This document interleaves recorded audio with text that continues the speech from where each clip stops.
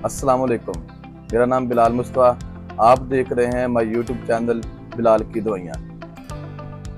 ये है डुफलेक्स सिरप कब्ज़ ख़त्म करने के लिए।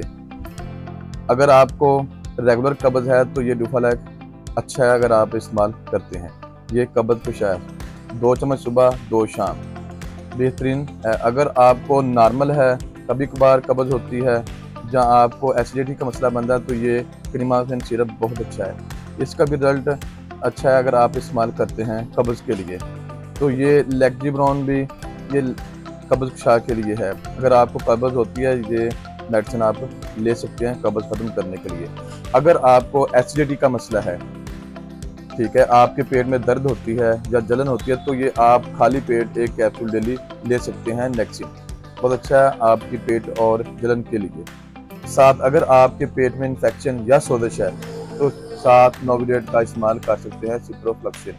ये याद रहे, आपने जब मेडिसिन एंटीबायोटिक इस्तेमाल करनी है तो डॉक्टर का मशवरा ज़रूरी है।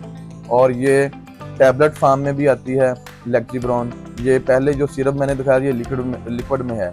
अगर आप 2 चम्मच सुबह या शाम लेते हैं तो ये लिक्विड में है, तो आप कब्ज़ ख़त्म करने के लिए ले सकते हैं। साथ ये टैबलेट है, टैबलेट फार्म में है, ये भी आप ले सकते हैं 2 सुबह 2 शाम। साथ अगर आपके पेट में दर्द है छोटी आंत में, तो ये साथ बस्कोबान भी आप ले सकते हैं।